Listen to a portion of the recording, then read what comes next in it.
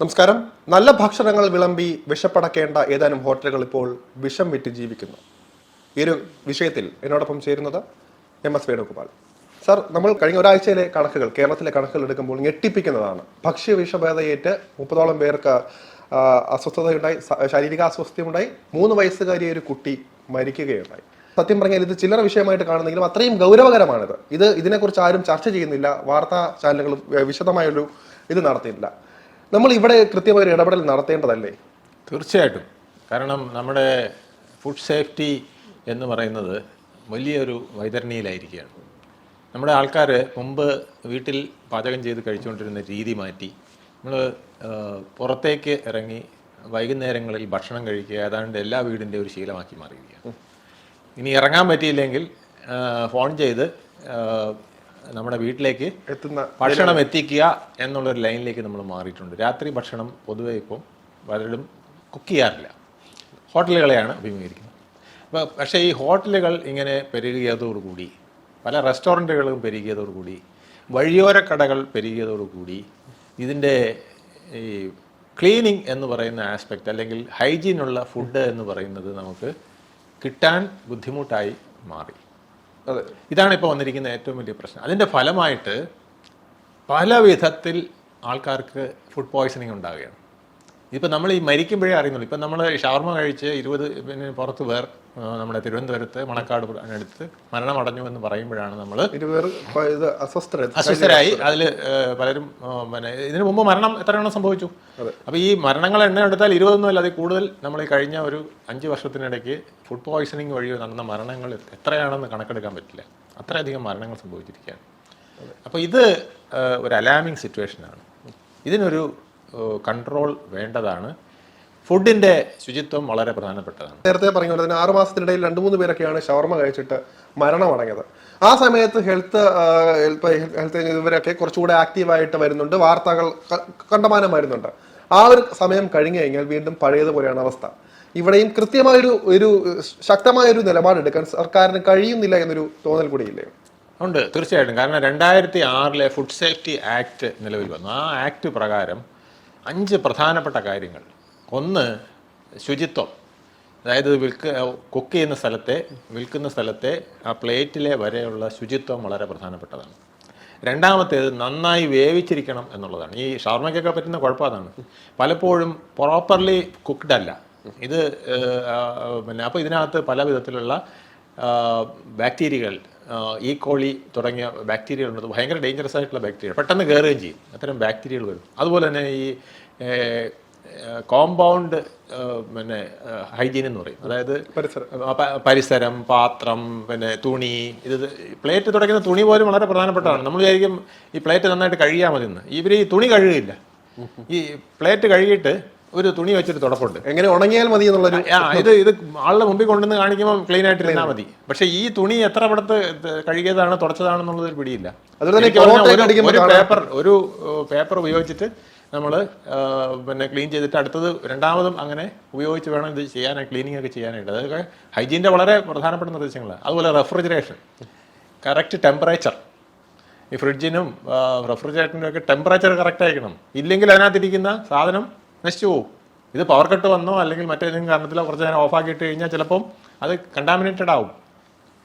ഒരുപാട് ബാക്ടീരിയ അതിനകത്ത് കടന്നുകൂടിയിരിക്കും. ഇതെല്ലാം തന്നെ വലിയ പ്രശ്നം. അതുപോലെ തന്നെ ഈ സ്റ്റാഫിൻ്റെ ഹൈജീൻ, അവർക്ക് അതിന് ബാഡ്ജ് കൊടുക്കുന്നവരുണ്ട്. ഇതൊക്കെ എത്രത്തോളം സ്ഥാപനങ്ങളിൽ നടക്കുന്നു എന്നുള്ളതാണ് പ്രധാനം. അതായത് ഏത് ഫുഡ് ആൻഡ് ബെവറേജസ് വിൽക്കുന്നതിനും ഇന്ന് ഫുഡ് സേഫ്റ്റിയുടെ അപ്രൂവൽ ആവശ്യമാണ്. പക്ഷേ എത്ര സ്ഥാപനങ്ങൾ അങ്ങനെ ചെയ്യുന്നുണ്ട്? ഇതാണ് ഏറ്റവും വലിയ പ്രശ്നം. ഫുഡ് സേഫ്റ്റി റൂളിലെ ഏറ്റവും പ്രധാനപ്പെട്ട from the garden to the plate hygiene പാലിക്കണമെന്നുള്ളതാണ്. ഇത് മുഴുവൻ ഫുഡ് സേഫ്റ്റി ഡിപ്പാർട്ട്മെൻറ്റുകാരും നോക്കേണ്ടതാണ്. ഈ കാര്യങ്ങൾ പരിപാലിക്കപ്പെടുന്നില്ല എന്നുള്ളതാണ് പലപ്പോഴും സത്യമായ കാര്യം. അതെ, ഇപ്പൊ ഇത് നമുക്ക് പൂർണ്ണമായിട്ടും ആരെയും കുറ്റപ്പെടുത്താൻ പറ്റില്ല എന്ന് പറയാൻ പറ്റും. കാരണം സാധാരണക്കാരായ ജനങ്ങൾ, അതായത് ഇവിടെ ഇപ്പം അടിസ്ഥാനപരമായിട്ട് വിശപ്പടക്കാൻ വേണ്ടി കഴിക്കുന്നവർ, കാരണം ഒരു ജോലി ചെയ്യുന്നവർ അല്ലെങ്കിൽ ഹോസ്റ്റലിൽ താമസിക്കുന്നവർക്ക് 3 നേരം വീട്ടിൽ വെച്ചുണ്ടാക്കാൻ പറ്റുമെന്ന് തോന്നുന്നില്ല. അപ്പൊ അവർക്ക് ഹോട്ടലുകളെ ആശ്രയിക്കേണ്ടി വരും. മറ്റൊരു വിഭാഗമുണ്ട്, ഇപ്പോൾ എന്താ പറയുക, ഭക്ഷണം ആസ്വദിക്കാൻ വേണ്ടി ഇറങ്ങുന്നവർ. അങ്ങനെ അപ്പൊ നമുക്ക് 2 തരത്തിലായിട്ട് തരംതിരിക്കാം. ഇവിടെയാണ് പാളിച്ച പറ്റുന്നത്. ഇവിടെ എങ്ങനെ നല്ലത് തിരഞ്ഞെടുക്കാൻ ഇവിടെ ഇപ്പോഴും ആളുകൾക്ക് പറ്റുന്നില്ല. ഇവിടെ നേരത്തെ പറഞ്ഞ രുചിയെ തേടി ആളുകളെ കയ്യിലെടുക്കുന്ന പല പൊടിക്കൈകളും ഇപ്പോൾ ഹോട്ടലുകാരുടെ കയ്യിലുണ്ട്. അപ്പോൾ ഇതിനൊരു പരിഹാരം കൂടെ കാണേണ്ടതില്ലേ? തീർച്ചയായിട്ടും ഫുഡ് സേഫ്റ്റി ഡിപ്പാർട്ട്മെൻറ്റിൻ്റെ പ്രധാന റോള് തന്നെ അതാണ്. നിരന്തരമായി ഇൻസ്പെക്ഷൻ നടത്തേണ്ടത് ആവശ്യമാണ്. ഇപ്പം ഫുഡ് സേഫ്റ്റി ഡിപ്പാർട്ട്മെൻറ്റ് പറയുന്നത് 49,600 കണ്ട് ഇൻസ്പെക്ഷൻ കഴിഞ്ഞ തവണ നടത്തിയെന്നാണ്. എന്നിട്ട് 5 കോടി ചില്ലറ 5 ലക്ഷത്തി ചില്ലറ രൂപ ഫൈൻ അടപ്പിച്ചിട്ടുണ്ട് എന്നാണ്. 5 കോടി കണ്ട് ഫൈൻ അടപ്പിച്ചിട്ടുണ്ടെന്നാണ്. 5 കോടി ചില്ലറ. ഈ ഫൈൻ അടയ്ക്കുന്നതും ഈ ഇൻസ്പെക്ഷൻ നടത്തുന്നതും അല്ലാതെ അതിൻ്റെ ബാക്കി നടപടികൾ പലപ്പോഴും നടത്താറില്ല. നമ്മൾ ഈ കാണുന്ന സീനിൽ ഇപ്പോൾ ക്യാമറ ഉൾപ്പെടെ വിളിച്ചു വരുത്തി, ചാനലുകാരെ വിളിച്ചു വരുത്തി, അവിടുത്തെ മോശമായ ഭക്ഷണം എടുക്കുന്നു, പിടിക്കുന്നു, കട പൂട്ടിക്കുന്നു, എല്ലാം കാണും. 2 ദിവസം കഴിയുമ്പോൾ വീണ്ടും ആ കട തുറക്കുകയാണ്. അപ്പോൾ അതിന് എന്ത് മാറ്റം വന്നു എന്നുള്ളത് പലപ്പോഴും ചിന്തിക്കാറില്ല. ഇവരൊരു ഫൈൻ അടയ്ക്കും. ആ ഫൈൻ അടച്ചതോടുകൂടി തീരെയാണ്. ശരിക്കും പറഞ്ഞാൽ 1 ലക്ഷം രൂപ വരെ 10 ലക്ഷം രൂപ 1 ലക്ഷം രൂപ മുതൽ 10 ലക്ഷം രൂപ വരെ ഫൈൻ അടയ്ക്കാം എന്ന നിയമമുണ്ട്, അടപ്പിക്കാവുന്ന നിയമമുണ്ട്. അതുപോലെ തന്നെ 6 മാസം 1 വർഷത്തെ തടവ് മുതൽ ജീവപര്യന്തം വരെ തടവിന് ശിക്ഷിക്കാനുള്ള വകുപ്പുകൾ ഇതിനകത്തുണ്ട്. കാരണം അത്രയ്ക്ക് മാരകമായ കാര്യമാണ്. നമ്മൾ വളരെ വിശ്വസിച്ചത് നമ്മളെന്ന് വെച്ചാൽ പിന്നെ കൊച്ചുകുട്ടികൾക്ക് ഇത് വലിയ കൗതുകമാണ് ഈ ഒരു സ്ഥലത്ത് പുറത്ത് പോയി ഭക്ഷണം കഴിക്കുന്നത്. അപ്പോൾ അതിന് അവരൊക്കെ എങ്ങനെ കുട്ടികൾ പലരും ഇപ്പോൾ ശീലിച്ചു പോയിരിക്കുകയാണ്. വൈകുന്നേരം ആകുമ്പം വീട്ടിൽ നിർബന്ധമാണ്, അച്ഛനും അമ്മയ്ക്കും പോലും താല്പര്യമില്ലെങ്കിലും കുട്ടികളാണ് നിർബന്ധിക്കുന്നത്. നമുക്ക് അവിടെ പോയി ഷവർമ കഴിക്കണം, അവിടെ പോയി പൊറോട്ട ഇറച്ചി കഴിക്കണം, കബാബ് കഴിക്കണം, ഗോബി മഞ്ചൂരിയൻ കഴിക്കണം. ഈ ഗോബി മഞ്ചൂരിയനും കബാബിലും ഒക്കെ വരുന്ന കളറുണ്ടല്ലോ, ഈ ചുവന്ന കളറ്, അത് ഭയങ്കര ഡേഞ്ചറസ് ആണ്.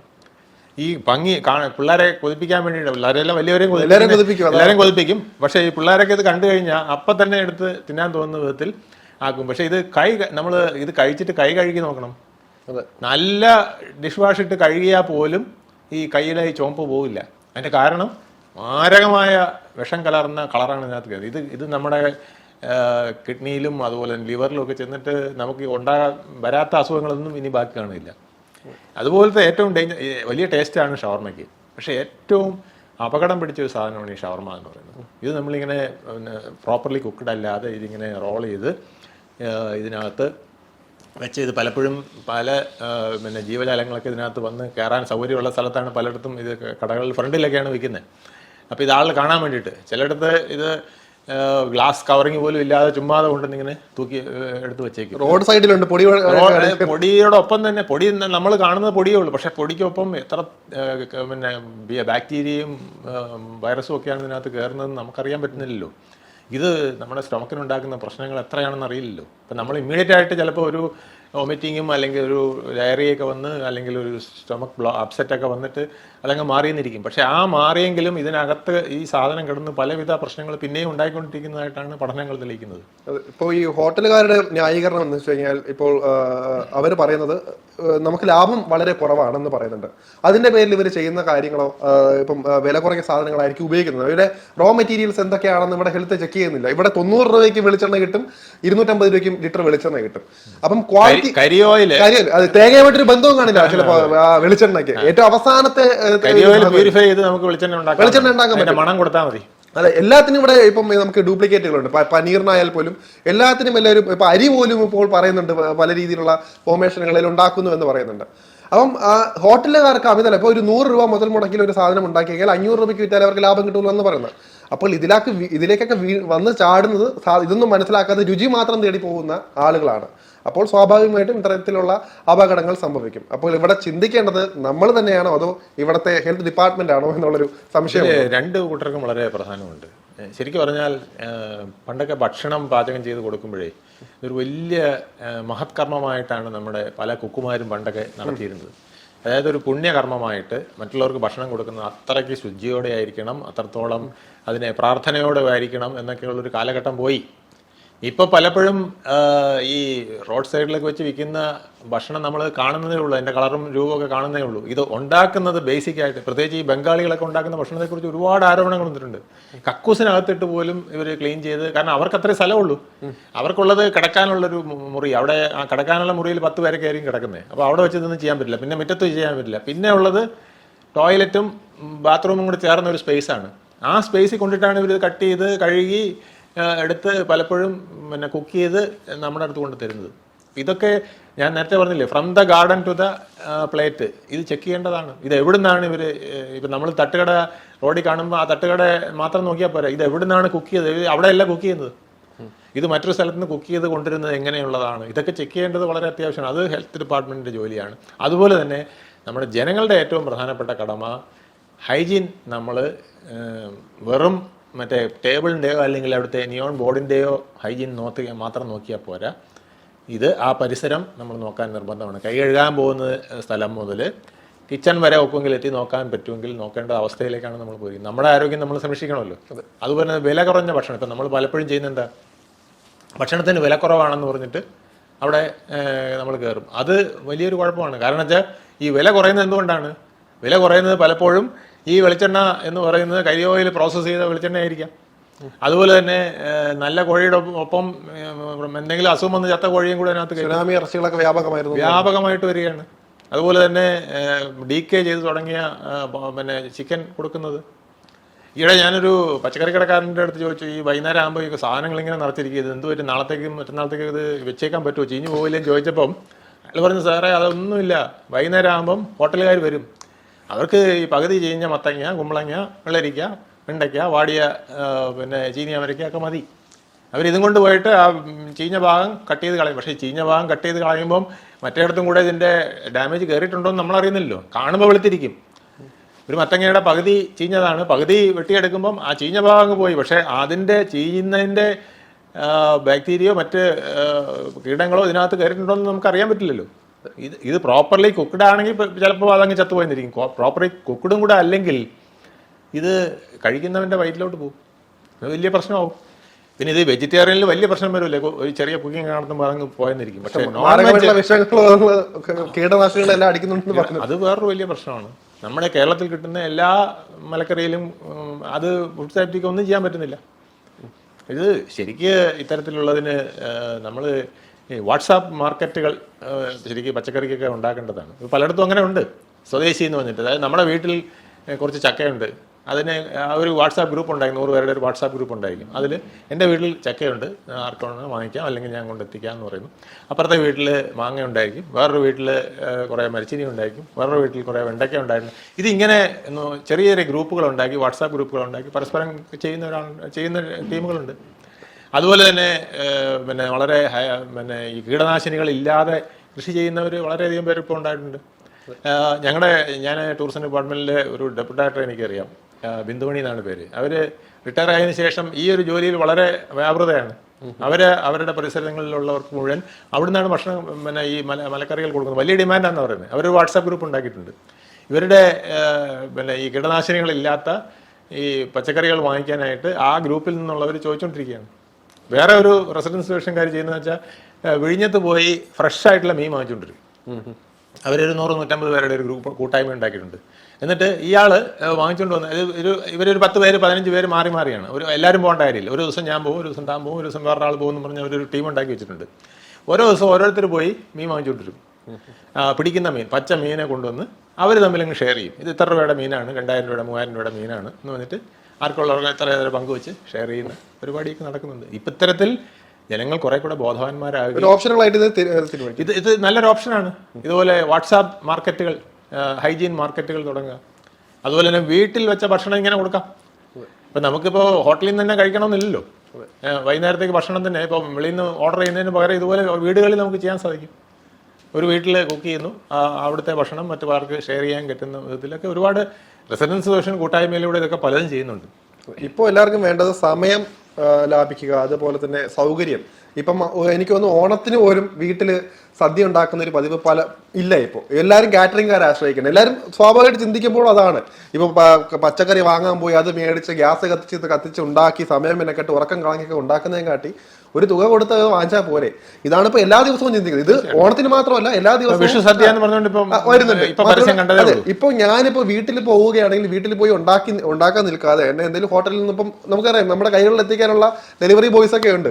അപ്പോൾ എളുപ്പത്തിന് വേണ്ടി ഇങ്ങനെ കഴിക്കും, പക്ഷേ അതൊരു സ്ലോ പോയിസൺ ആയിട്ട് മാറി. നമ്മൾ ഇന്നെന്ന് വിചാരിക്കും ഈ ആഴ്ച അത് തുടർന്നുകൊണ്ടിരിക്കും. ഇപ്പോൾ ചുമ്മാ ചിന്തിച്ചാൽ മനസ്സിലാകും, ഒരു ദിവസം ഹോട്ടലിൽ നിന്ന് ഒരു നേരമെങ്കിലും കഴിക്കാത്ത ആരെങ്കിലും ഉണ്ടാവും. ഇപ്പോൾ ഈവൻ ഒരു ചായയും കടിയെങ്കിലും കഴിച്ചിരിക്കുകയാണ്. അത് ഏറ്റവും ഡേഞ്ചറസ് ആയിട്ടുള്ള സാധനമാണ് പലപ്പോഴും. ഈ വെളിച്ചെണ്ണയിൽ നമ്മളിപ്പോൾ പലരും 4 മണിക്ക് ഞാൻ പോകുമ്പോൾ കാണാം, നമ്മുടെ ഈ തെരുവിന്റെ പല ഭാഗങ്ങളിലും ഒരു വലിയ കൂട്ടായ്മ, ആൾക്കൂട്ടം. ഒരു ചെറിയ കട, അവിടെ ഒരു വലിയ ആൾക്കൂട്ടം. അപ്പൊ എല്ലാവരുടെയും കയ്യിലും ഒരു ചായയും കാണും, ഒരു വടയോ എന്തെങ്കിലും ഒരു കടിയും കാണും. ഇത് ഈ ഉണ്ടാക്കുന്ന എണ്ണ പലരും പല പ്രാവശ്യം പറഞ്ഞിട്ടുള്ളതാണ്.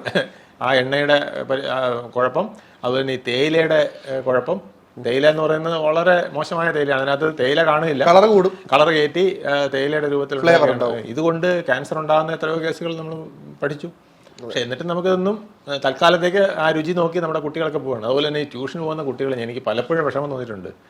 കാരണം അച്ഛനും അമ്മയും ഓഫീസിലായിരിക്കും, അപ്പോൾ സ്കൂൾ വിട്ടിട്ട് അവർ നേരെ ട്യൂഷനിലേക്ക് നേരിട്ട് പോവുകയാണ്. അപ്പോൾ അവരുടെ പൈസ കൊടുത്തേക്കും, 10, 20, 30 രൂപ കൊടുത്തേക്കും. അപ്പോൾ അവർ സാധാരണ ഇതുപോലത്തെ കടകളിൽ പോയാണ് വടയും മറ്റു സാധനം, അല്ലെങ്കിൽ ബേക്കറിയിൽ പോയിട്ട്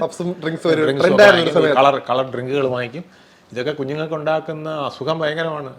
20 വയസ്സാകുന്നതിന് മുമ്പ് തന്നെ ചിലര് 10, 15 വയസ്സാകുമ്പോൾ തന്നെ ക്യാൻസറിന് കാരണമാക്കുന്നു. ഇതൊക്കെ കുടലിലെ ക്യാൻസറുകൾ, നമ്മുടെ ആമാശയത്തിലെ ക്യാൻസറുകൾ, ഇതിനൊക്കെ വളരെ കാരണമാക്കുന്നത് ഇതൊക്കെയാണെന്നുള്ളത് ഒരുപാട് പഠനങ്ങൾ തെളിയിച്ചു. ഒരുപാട് പേരെ അവെയറാണ്, പക്ഷേ എങ്കിലും നമ്മളിത് ആവർത്തിച്ചുകൊണ്ടിരിക്കുകയാണ്. അതിപ്പോൾ ക്യാൻസർ ഇപ്പം നിസ്സാരമായിട്ടൊരു അസുഖം പോലെ വന്നുകൊണ്ടിരിക്കുന്നത് എല്ലാ കുടുംബത്തിലും ഇപ്പോൾ വന്നുകൊണ്ടിരിക്കുന്നത്. ഭക്ഷ്യ ഇതിലൂടെ തന്നെ ഇപ്പം RCCയിലൊക്കെ അടക്കം ഇങ്ങനെ ക്യാൻസർ രോഗികളുടെ എണ്ണം പെട്ടി വരികയാണെന്ന് ഇവിടുത്തെ എനിക്ക് തോന്നുന്നു അധികൃതർ വരെ പറഞ്ഞിട്ടുള്ളതാണ്. എന്നിട്ടും അവിടെ ഒരു കൂസലും ഇല്ലാതെ ഇപ്പോൾ ഹോട്ടലുകൾ പെരുകിക്കൊണ്ടിരിക്കുന്നു. നേരത്തെയൊക്കെ ഒരു കിലോമീറ്റർ എടുത്താൽ 1, 2 ഹോട്ടലുകളായിരിക്കും കാണണമെങ്കിൽ ഇപ്പോൾ അടുപ്പിച്ച് ഹോട്ടലുകളാണ്. അത്രയും ഹോട്ടലുകളുടെ പല ഓപ്ഷനുകൾ, ഇറ്റാലിയൻ, ചൈനീസ്, അറബിക്ക്, അങ്ങനെ പറഞ്ഞ ഒരുപാടെണ്ണം വന്നുകൊണ്ടിരിക്കുക കേരളത്തിൽ. ഇത് അതായത് ഹോട്ടലുകൾ, ഇത്തരത്തിൽ ഹോട്ടലുകൾ, ഇത്തരത്തിൽ ബാറുകൾ, പിന്നെ ലിക്കർ ഔട്ട്ലെറ്റുകൾ, പിന്നെ കഞ്ചാവും പിന്നെ MDMA അങ്ങനെ വിൽക്കാൻ പറ്റാത്തതുകൊണ്ട് അത് രഹസ്യമായിട്ട് ഓരോ ജംഗ്ഷനിലും അവൈലബിൾ ആകുന്ന വിധത്തിലേക്ക് വരെ നമ്മൾ എത്തിയിരിക്കുകയാണ്. വളരെ അപകടകരമാണ് കേരളത്തിലെ ഭക്ഷണ രീതിയും നമ്മുടെ എൻജോയ് ചെയ്യാനുള്ള ഡ്രിങ്ക്, അതുപോലെ സ്മോക്ക്. ഇതെല്ലാം നമ്മൾ വളരെ കുഴപ്പത്തിലേക്ക് പോകുന്ന വിധത്തിലേക്കായിരിക്കുകയാണ്. സർക്കാരും അതിനേക്കാൾ ഉപരി ജനങ്ങളും ഇതിനകത്ത് അവെയറായില്ലെങ്കിൽ വലിയ അപകടത്തിലേക്കാണ് നമ്മൾ പോകുന്നത്. നമ്മൾ ഹെൽത്തിൻ്റെ കാര്യത്തിൽ നമ്മൾ ഒന്നാമതാണെന്ന് പറയും, രോഗത്തിൻ്റെ കാര്യത്തിൽ നമ്മൾ ഒന്നാമതായി കഴിഞ്ഞിരിക്കുകയാണ്. ഇപ്പോൾ തന്നെ ഏറ്റവും കൂടുതൽ ഷുഗർ പേഷ്യൻസ് ഉള്ളത് ഇവിടെയാണ്, ഏറ്റവും കൂടുതൽ ഹൈ BP ഇവിടെ ഉള്ളതാണ്, ക്യാൻസർ പേഷ്യൻസ് കൂടുതലുള്ളത് ഇവിടെയാണ്, മാനസിക രോഗികൾ കൂടുതൽ ഉള്ളത് ഇവിടെയാണ്, ആത്മഹത്യകൾ കൂടുതൽ ഇവിടെയാണ്. ഇങ്ങനെ നമ്മൾ നോക്കിക്കഴിഞ്ഞാൽ കൊലപാതകങ്ങൾ കൂടിക്കൊണ്ടിരിക്കുന്നു. ആ കൊലപാതകങ്ങളിൽ അധികവും 300 കൊലപാതകങ്ങൾ കണ്ട് എടുത്തപ്പം ഏതാണ്ട് ആ 300ഉം നടന്നിരിക്കുന്നത് യുവാക്കൾ നടത്തിയ കൊലപാതകങ്ങൾ 300ഉം ഈ പിന്നെ മയക്കുമരുന്നിൻ്റെയും മറ്റും അടിമപ്പെട്ടുകൊണ്ട് നടന്നതാണ്. ഈ രീതിയിലേക്ക് നമ്മൾ അപകടകരമായിട്ടാണ് പോയിക്കൊണ്ടിരിക്കുന്നത്.